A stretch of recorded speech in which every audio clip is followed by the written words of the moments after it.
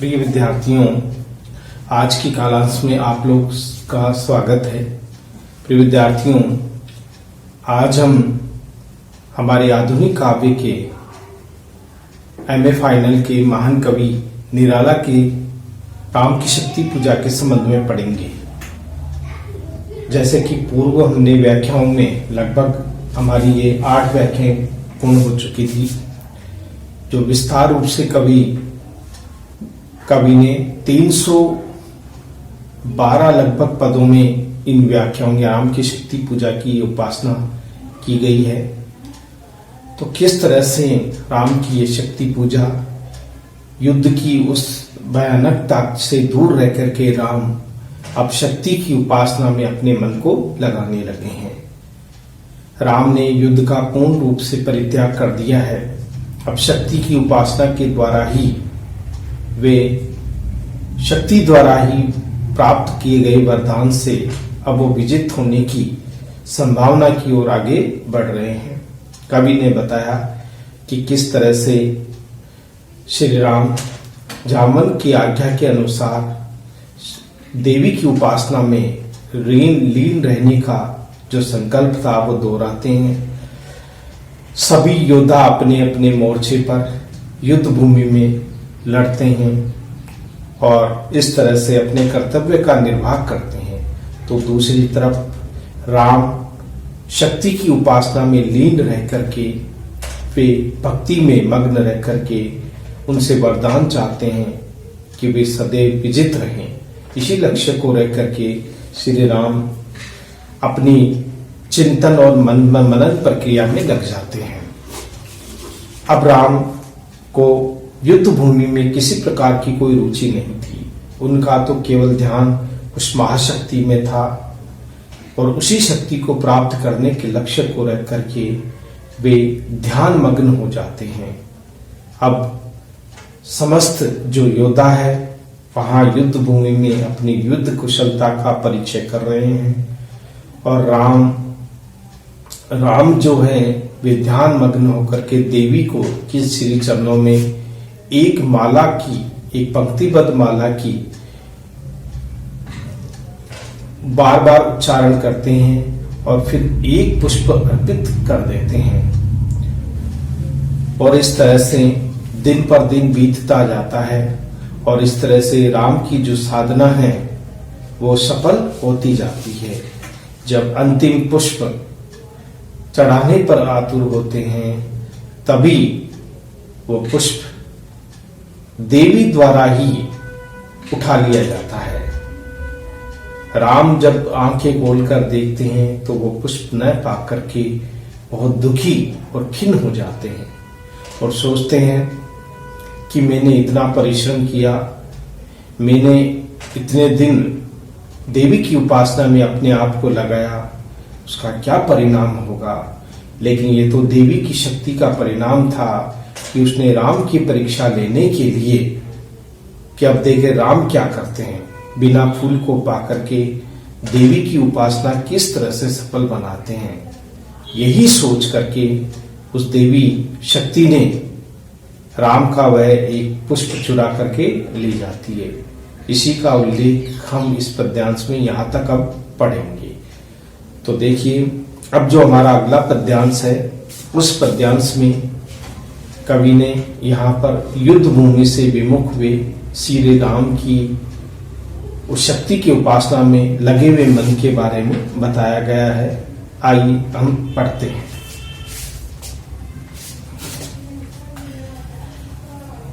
निशी हुई विगत नभ के ललाट पर प्रथम किरण, फूटी रघुनंदन के द्रग महिमा ज्योति हिरण। देखिए, निशी यानी गहन अमावस्या की रात्रि बीत गई। जो निराशा का अंधकार था वो छट गया। अब राम के मन में किसी प्रकार का कोई पछतावा या दुख नहीं था। अब वे दुख, पीड़ा और उस दर्द से अपने आप को अलग कर चुके थे। वे शक्ति की आराधना में अपने आप को लगा दिया था।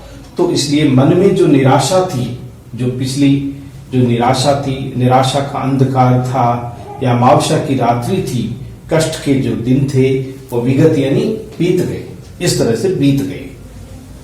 नभ की ललाट पर प्रथम किरण, जैसे आकाश में सूर्य की पहली किरण जीवन में नई एक आशा का संचार कर देती है, जीवन में नई उम्मीद और नए सवेरे ने जीवन के प्रति एक नए उमंग भाव भर देते हैं, वैसे ही भाव राम के मन में भी उत्पन्न होने लगते हैं। यानी निराशा का अंधकार छट गया, बीत गया, और जिस तरह से सूर्य के उदित होने पर आकाश के ललाट पर सूर्य की प्रथम किरण फैल जाती है, उसी तरह से राम के मन में भी एक आशा का जो भाव है वो उत्पन्न होने लगता है। फूटी रघुनंदन के द्रग महिमा ज्योति हिरण, और इस तरह से राम के नेत्रों में उस देवी की महिमा की एक ज्योति है, एक जो भक्ति की जो भावना है वो सहज ही रूप से फूट पड़ती है। अर्थात राम ने अपने आप को उस देवी शक्ति के प्रति समर्पित कर दिया। अब वो उस भक्ति के प्रति अपने आप को समर्पित कर रहे हैं। देखिए, फूटी रघुनंदन के द्रग महिमा ज्योति किरण, यानी कि शक्ति की महिमा के लिए उनकी आंखों में एक अजीब सी चमक आ गई, एक अजीब सा उत्साह का संचार हो गया, भक्ति की भावना का जो संचार है वो उत्पन्न होने लगा। किसके?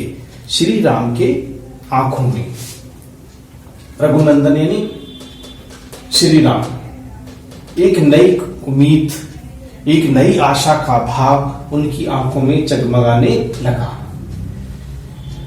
है नहीं सरासन आज हस्त तुनीर स्कंद, वह नहीं सोता निविड़ जटा दृढ़ मुकुट बंद। आगे कवि कहते हैं कि आज जो युद्ध भूमि है उस युद्ध भूमि से राम ने अपने आप को अलग कर लिया है, इसलिए नहीं है सरासन।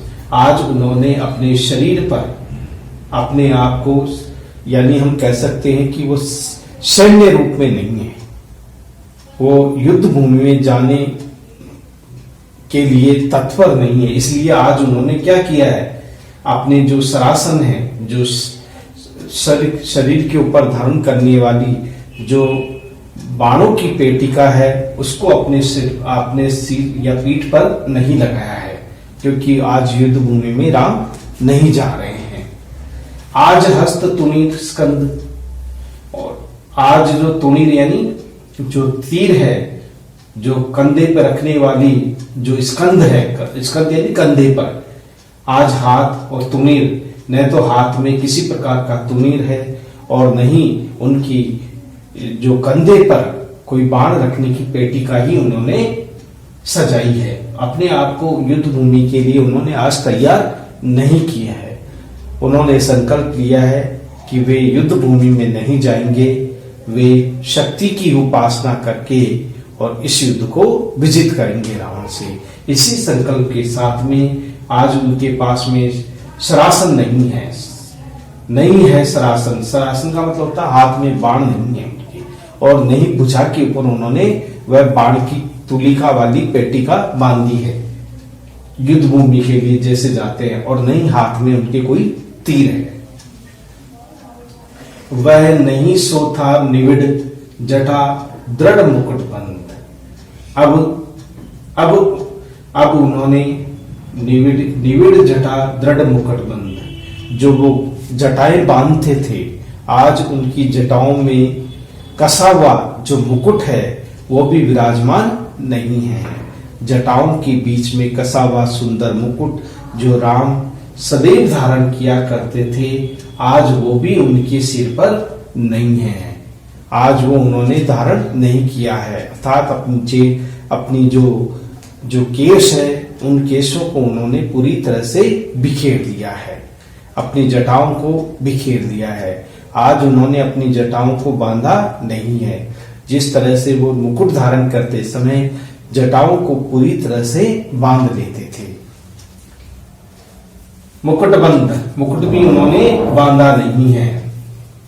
सुन पड़ता है सिंहनाद रण कोलाहल अपार। राम जहां साधना लगा रहे हैं, जहां देवी की उपासना कर रहे हैं, पास में ही युद्ध भूमि है और युद्ध भूमि से गहन कोलाहल की, युद्ध की जो हुंकार है, युद्ध का जो शोर है वो दूर दूर तक सुनाई पड़ रहा है, राम तक। लेकिन राम का मन युद्ध करने के लिए बिल्कुल भी तत्पर नहीं है।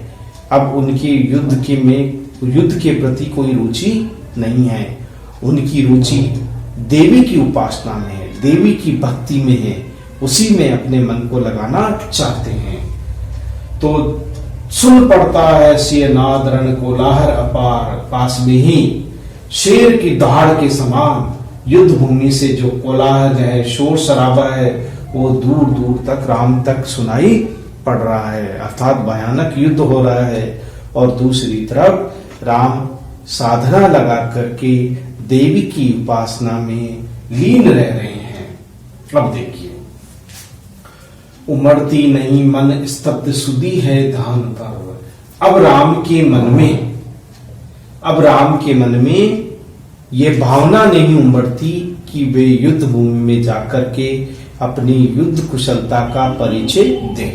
अब युद्ध करने की उनकी कोई लालसा नहीं है। उनका मन जो है वो पूरी तरह से शांत हो चुका है। युद्ध में जाने की कोई लालसा उनकी नहीं है। नहीं तो पहले राम स्वयं युद्ध के लिए तत्पर हो जाते थे, लेकिन आज जब से वो देवी की उपासना का संकल्प लिया है, उसने इस युद्ध की नीति को त्याग दिया है। अब युद्ध करने का मन उनका नहीं है। मन पूरी तरह से शांत हो चुका है। सुधि है ध्यान पधार पर, केवल देवी की भक्ति पर ही उनका ध्यान लगा हुआ है, उसी में वो लीन है। देवी की मूर्ति में, देवी के श्री चरणों में ही उनका ध्यान लगा हुआ है।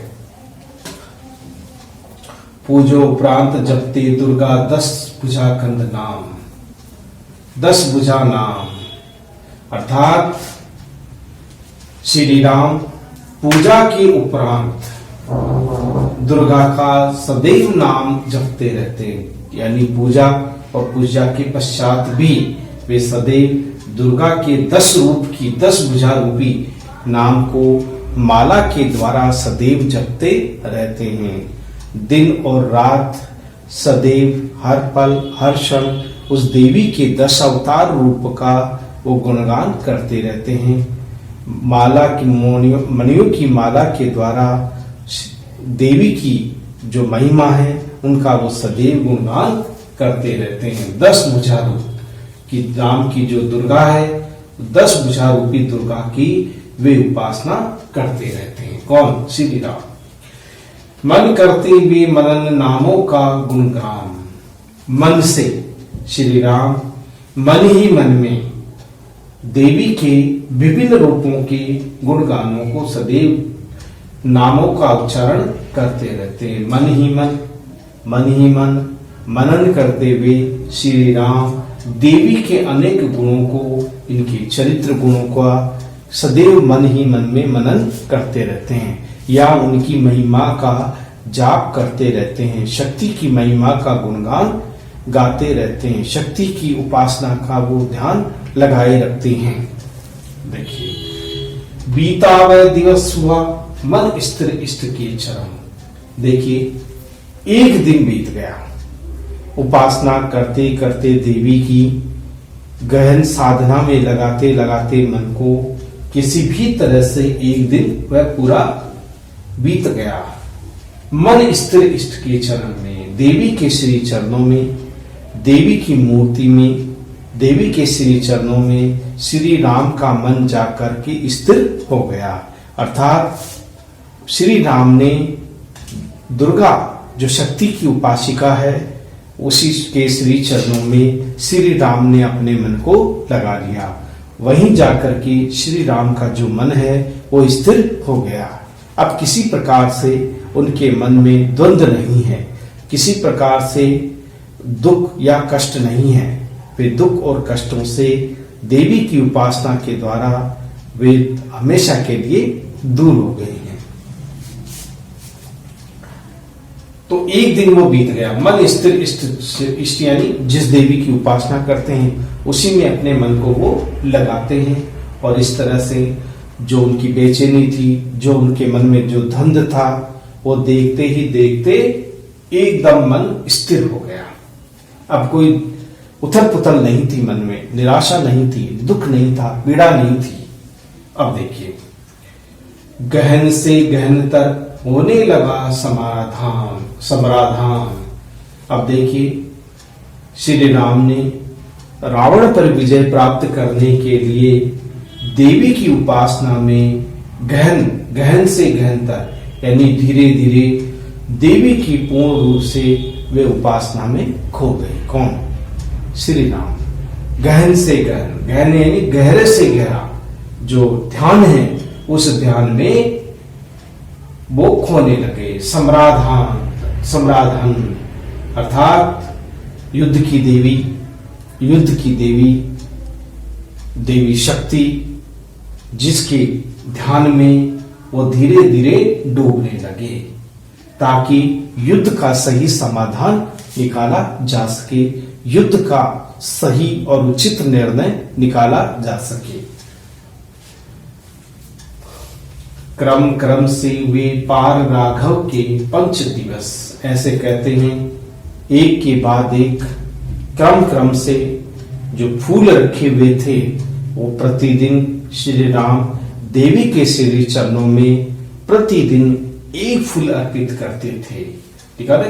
क्रम से वे पार राघव के 5 दिन, इस तरह से एक एक दिन बिताते हुए राम के सकुशल 5 दिन बीत गए।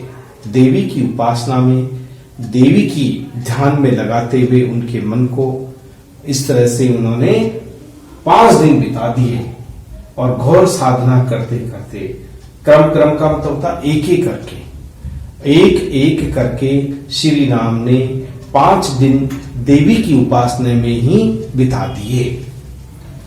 चक्र से क्रम मन चढ़ता गया ऊर्ध्व निर्लस। आगे कवि कहते हैं कि जैसे जैसे वे देवी की उपासना में खोते गए, गहरी साधना में खोते गए, मन वचन और कर्म से उनका जो भक्ति का भाव है वो ऊपर से और अधिक, उधर का मतलब होता ऊपर, अंतरिक्ष में ऊपर से और अधिक ऊपर चला गया। यानी उनका मन जो था वो देवी के श्री चरणों में लग गया। निरलस्य, अब उनके मन में किसी प्रकार का कोई आलस्य नहीं था, कोई कटु भावना नहीं थी, कोई निश्चल भावना नहीं थी, कोई युद्ध की नीति नहीं थी। वे उनका अर्थात उन्होंने आलस्य का परित्याग कर दिया था और उनका मन उस देवी के श्री चरणों में चढ़ता गया यानी ऊपर से ऊपर, और इस तरह से देवी के श्री चरणों तक उसका मन पहुंच गया राम का। और इस तरह से राम ने अपने आलस्य को भी अपने मन से निकाल दिया। देखिए, कर जब पूजा कर एक चढ़ाते इंदीव। राम हमेशा प्रतिदिन कर यानी हाथ से कर यानी हाथ, अपने हाथों से वे पहले तो देवी की उपासना करते, देवी का जप करते, देवी का नाम स्मरण करते और फिर एक फूल चढ़ाते थे। इंदिवर का मतलब होता है सुंदर फूल, कमल का फूल,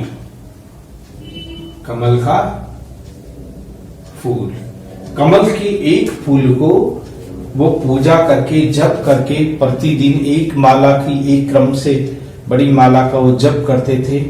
निश्चित जप के बाद में एक फूल वहां श्री चरणों में चढ़ा देते थे अपने हाथों से देवी को। निज पुष्य चरण इस बाती रहा हाँ पूरा कर। और इस तरह से उनकी जो साधना थी, उनका जो दृढ़ निश्चय था, उन्होंने अपने पुनश्चरण बार श्री देवी यानी बार वे देवी के श्री चरणों में अपने मन को लगा करके इस तरह से वो पूरा दिन करते थे। पूरा दिन उन्हीं की पूजा में वो लीन रहते थे, उन्हीं की पूजा में वो खोए रहते थे सदैव। कौन? श्री राम। इस तरह से निज यानी अपने पुनश्चरण भाती रहे हाँ पूरा कर।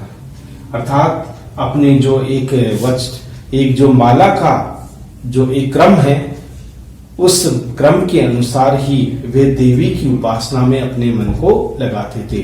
उसे पूरा करके ही वो दम लेते थे, रुकते नहीं थे।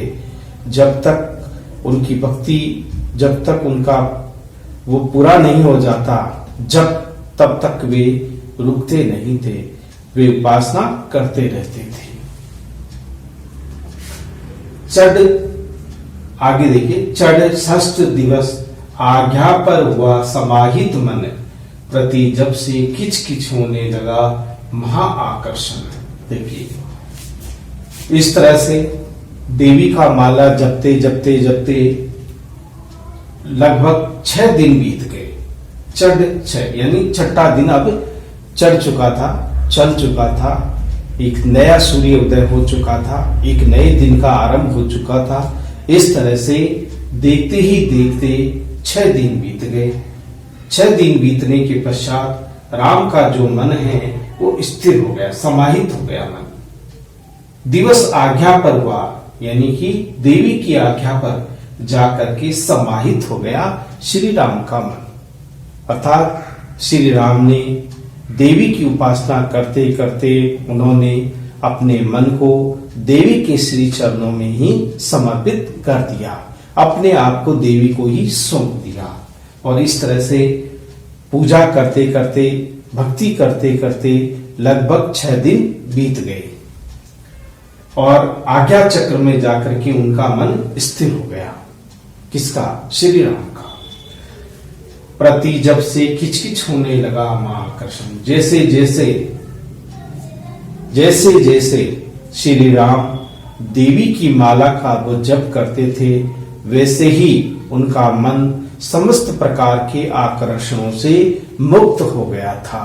समस्त प्रकार के दुख, समस्त प्रकार की पीड़ा, समस्त प्रकार के विकारों से श्री राम का मन पूरी तरह से मुक्त हो गया था। अब तो केवल उनका मन भक्ति में ही लग गया था, देवी की उपासना में ही उनका मन लगा हुआ था। तो इस तरह से प्रति जप, यानी प्रत्येक जप से किचकिच होने लगा महाकृष्ण, यानी देवी के प्रति उनका जो भक्ति का भाव है, भक्ति का जो रूप है, वो देवी की श्री चरणों में जाकर के स्थिर होने लगा। संचित त्रिकुटी पर ध्यान द्विदल देखी देवी पद पर। आगे कवि कहते हैं संचित त्रिकुटी पर, उनकी भ्रकुटियों के बीच में, यानी श्री राम की भ्रकुटियों के बीच में, यानी ये भ्रकुटियां हैं, उन भ्रकुटियों के सहारे जो सुंदर आंखें हैं, कमल के समान दोनों नेत्र, वे द्विदल यानी कोमल कमल के पत्तों के समान, कोमल फूलों के पंखुड़ियों के समान देवी के दोनों श्री चरणों में श्री राम के दोनों नेत्र जो कमल के समान है, कोमलता से युक्त देवी के श्री चरणों में उनका मन जाकर के लग जाता है, स्थिर हो जाता है। अर्थात उन्होंने, उनके राम के नेत्र भी क्या है? कमल की पंखुड़ियों के समान है। तो दूसरी तरफ देवी के जो श्री चरण हैं वो भी कमल की पंखुड़ियों के समान कोमल उनके पद हैं, श्री चरण हैं। उन्हीं में जाकर के श्री राम का ध्यान स्थिर हो जाता है। अब देखिए इस तरह से यहां तक तो हमने पढ़ा कि किस तरह से द्विदल देवी पद पर, द्विदल का मतलब होता है 2 पंखुड़ियों का। 2 पंखुड़ियां कौन सी है? श्री राम की दोनों आंखें जो बिल्कुल कमल की पंखुड़ियों के समान है। और 2 दल कौन से हैं? यानी कि कमल की वही 2 पंखुड़ियां, अर्थात कोमलता से युक्त देवी के श्री चरण, जिनके ऊपर श्री राम का मन पूरी तरह से जाकर के स्थिर हो जाता है, उसी में जाकर स्थापित हो जाता है। तो यहां पर देवी की उपासना का उल्लेख किया गया है। अब देखिए, जब के स्वर लगा कांपने थरथर, अंबर। 2 दिन निस्पंदन एक आसन पर बैठे रहे श्री राम। आगे कवि कहते हैं, जबकेश्वर राम हर समय देवी दुर्गा की जप में ही लगे रहते थे। उन्हीं की जप को वो ध्यान धारण किए रहते थे। इसलिए देखिए, जप का स्वर बहुत तेजी से उच्चारित होने लगा था। उनके स्वरों को सुनकर, राम के जप के स्वरों को सुनकर के विशाल आकाश भी थर थर कांपने लगा था, क्योंकि उनके जो स्वर थे, श्री राम की जो ध्वनि थी, वो पूरी तरह से आकाश में जाकर के आकाश को कपकपाने लगी थी। अर्थात आकाश जो था वो राम की शक्ति के उन वचनों से, शक्ति की मंत्रोच्चारणों से, उनके स्वरों के उच्चारणों से स्वयं आकाश भी थर थर कांपने लगा था। क्योंकि श्री राम जिस तरह से देवी को प्रसन्न करने में अपने मन को लगाए हुए थे, उसकी दशा को देख करके स्वयं अंबर भी थर थर कांपने लगा था, पूरी तरह से कंपायमान हो गया था। तो राम की स्वरों के जप से आकाश भी थर थर जोर जोर से कांपने लगा, क्योंकि राम तन्मय होकर के, भक्ति में लीन होकर के देवी की उपासना में खो चुके थे और बहुत तेजी से वो जप करने लगे थे। 2 दिन निस्पंदन एक आसन पर रहे श्री राम। इस तरह से कहा जाता है कि 2 दिन तक एक ही स्थिति में, एक ही सिंहासन पर ध्यान धारण किए वे राम एक ही सिंहासन पर काफी देर तक, 2 दिनों तक वो हिले भी नहीं और एक ही सिंहासन पर वो सदैव बैठे रहे।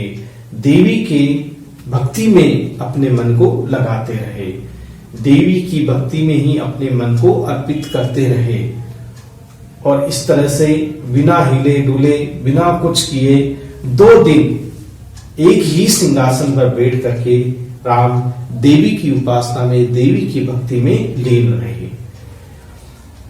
अर्पित करते इंदिवर जपते हुए नाम, 8वां दिवस मन ध्यान युक्त चढ़ता ऊपर। अब देखिए, अर्पित करते इंदिवर, जैसे ही एक माला या एक जमाला की एक क्रम समाप्त होता, एक दिन समाप्त होता, माला का जो वो मणियों की माला का वो जप करते और एक इंदिवर जपते जपते देवी के नाम पर अर्पित भी कर देते थे।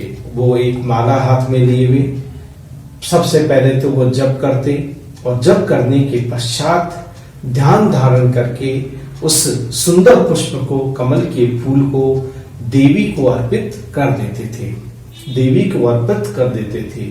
दिन और रात देवी की ही उपासना में वो लीन रहते थे। 8वां दिवस मन ध्यान युक्त चढ़ता ऊपर। देखिए, 8वां दिन भी आ गया, 8वां दिन भी आ गया। राम ध्यान मग्न होकर के भक्ति के शिखर के ऊपर चढ़ चुके थे। देवी की बिल्कुल वरदान की बिल्कुल या देवी के बिल्कुल निकट जा पहुंचे थे। उनका जो ध्यान था वो देवी भक्ति के बिल्कुल सन्निकट जाकर पहुंच गया था। 8वां दिन भी आ गया और मन जो था वो देवी की उपासना में, देवी की भक्ति में ही उत्तरोत्तर चढ़ता जा रहा था, यह भी लीन हो गया। अब उन्हें कुछ भी ज्ञान नहीं रहा था। कर गया विजित ब्रह्मांड, पूर्ण देवता स्तब्ध हो गए, दग्ध जीवन के तप्त समराबद्ध। इस तरह से राम का जो अंतिम वो दिन था, 8वां दिन, वो भी कर गया विजित ब्रह्मांड। आज राम ने अपनी साधना को पूर्ण, वो यानी चरम सीमा में पहुंच गए थे, अंतिम लक्ष्य पर पहुंच गए थे।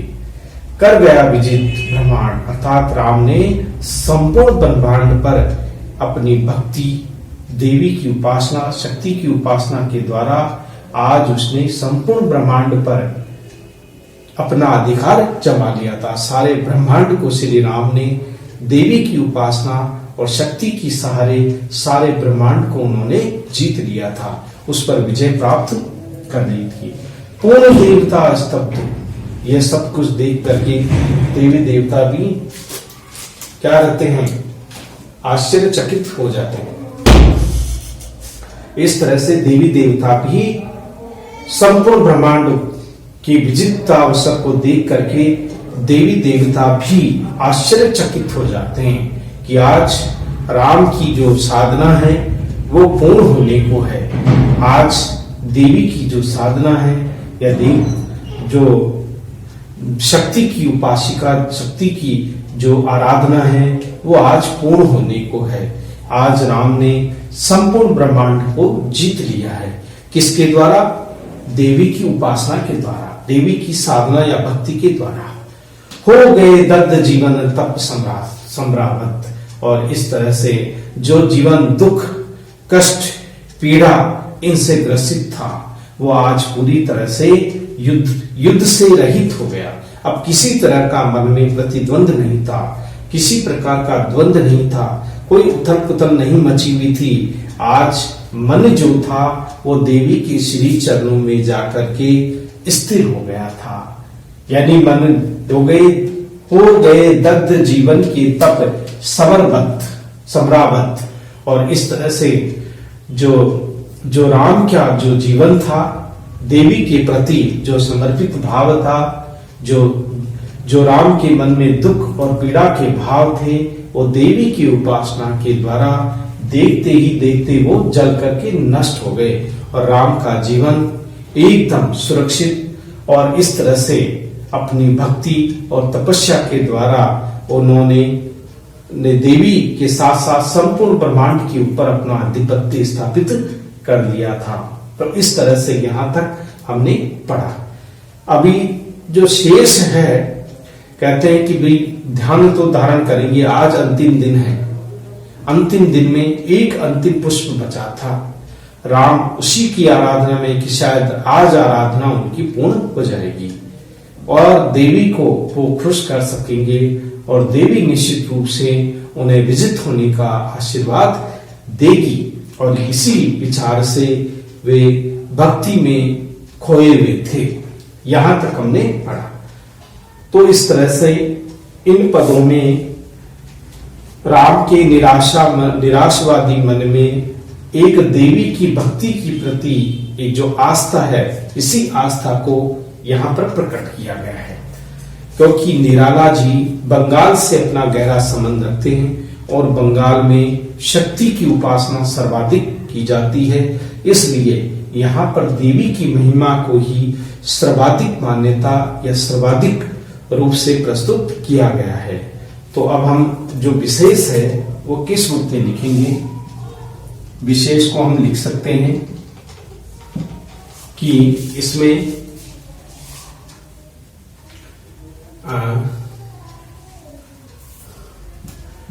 राम के उदार एवं शक्ति के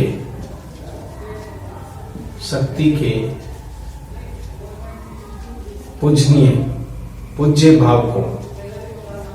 भाव को स्पष्ट किया गया है, ये हम कह सकते हैं। राम के उदार एवं शक्ति के पूज्य भाव को स्पष्ट, यानी शक्ति के प्रति जो उनके मन में श्रद्धा भाव है उसको भी प्रकट किया गया है। दूसरा है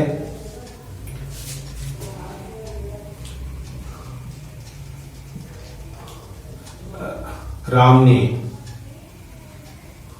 शक्ति की उपासना कर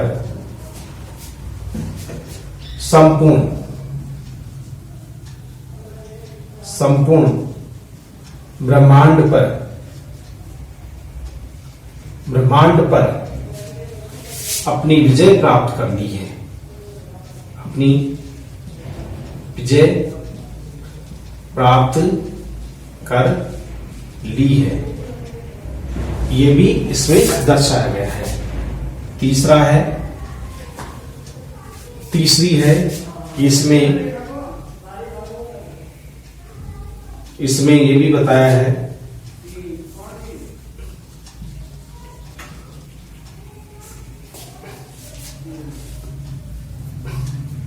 राम के द्वारा शक्ति की उपासना, राम के द्वारा शक्ति की उपासना पर बल दिया गया है। राम के द्वारा शक्ति की उपासना पर बल दिया गया है। चौथा है इसमें कि बंगाल के क्षेत्र में देवी शक्ति का सर्वाधिक महत्व है, सर्वाधिक महत्व है, ये भी दिखाया गया है। बंगाल के क्षेत्र में शक्ति का सर्वाधिक महत्व है। पांचवा अगर हम बिंदु देखें तो इसमें भाषा सरल, सुबोध, आकर्षक है। भाषा सरल, सुबोध, आकर्षक है। छठा हम लिख सकते हैं काव्य में तत्सम, तद्भव, तेसज शब्द का तेसज शब्दों का सहज प्रयोग है, सहज प्रयोग किया गया है ये। और हम सातवीं में अगर हम लिखें तो इसमें उपमा, रूपक, यमक, उत्प्रेक्षा,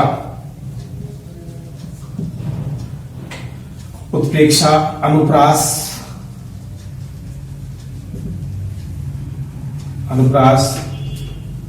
आदि अलंकारों का प्रयोग देख सकते हैं। इसके अलावा आठवीं में छंद के कारण काव्य में नाद सौंदर्य आ गया है, नाद सौंदर्य का समावेश हो गया है, समावेश हो गया है, ये भी हम देख सकते हैं। तो और इसके साथ साथ भक्ति, नौवां अगर हम देखें भक्ति रस का सुंदर प्रयोग हुआ है। भक्ति का जो रस है, भक्ति रस के अंतर्गत आता है, तो भक्ति रस का भी इसमें समावेश किया गया है। तो इस तरह से यह हमारा जो व्याख्या है, ये विशेषताओं के सहित हम सामान्य विशेषताओं को भी इसमें रख सकते हैं।